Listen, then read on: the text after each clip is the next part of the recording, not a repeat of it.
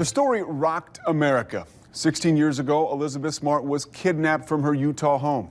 She suffered severe sexual abuse for 9 months before her rescue. Today, Smart shares her story to serve others.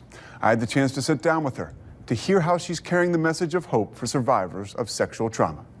I remember feeling like no one else had been through what I went through. Nobody else understood what it was like to be kidnapped and to be raped. And I really did think that I was the only one. When she was just 14 years old, Elizabeth Smart was ripped out of her bed in the middle of the night. Then she was taken to the mountains of Utah with a knife to her throat. At the hands of her kidnappers, she was raped, starved, and shackled to a tree. Her life was no longer her own. For 9 months, I couldn't decide when or where I slept, couldn't decide when I went to the bathroom, couldn't decide what I ate or drank or wore. I mean, they changed my name. They try to cut everything away from me, from my old life. Her rescue made the same type of headlines her kidnapping did. And today, almost 16 years later, Smart uses the nightmares she lived out in the mountains to take others out of their own personal wilderness, just like she did at a child advocacy conference recently in Killeen. I know what a big deal that is. I know how scary it is to come forward. I know how terrifying it is to talk about the darkest, worst part of your life. That's why Smart carries the message of her recovery and hope to children who have suffered sexual abuse, children that live in that trauma. Kidnappings happen every single day. Rape happens every single day. Abuse happens every single day. And the numbers back her up. According to the National Sexual Violence Resource Center, 1 in 5 women have experienced completed or attempted rape in their lives. And 1 in 6 boys are sexually abused before the age of 16. And more than 67% of rapes go unreported.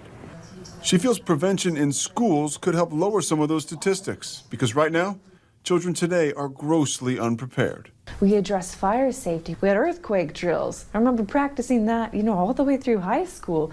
But did anyone ever talk to me about sexual violence or rape or protecting myself from that? No, nobody ever did. There was no drill for that.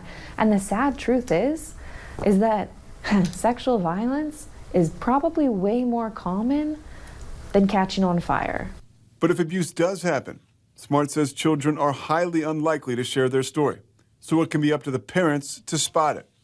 Parents should be looking for, if their child is being abused at school or out, they should look for personality changes, like big changes, like going from a talkative child to all of a sudden shutting down, just emotionally, having severe reactions to things that maybe weren't a big deal before.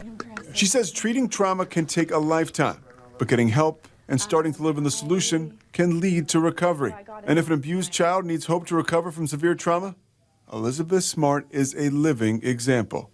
I wouldn't be who I am if I didn't have the support that I've had. I wouldn't be able to speak out about my story. I probably would not have the family that I have now. I'm married and I have 2 children. I don't know that I'd be able to do that, because crimes that involve sexual violence, they're a crime apart from murders or robberies, because these crimes can affect the person for the rest of their life. And that's why this woman, who was kidnapped and raped for 9 months at the age of 14, continues to carry her message. She knows it's working, but knows there's still work to be done. When I meet these other survivors, it makes me feel like I'm making a difference. It makes me feel like I'm doing something and I'm not just a talking head.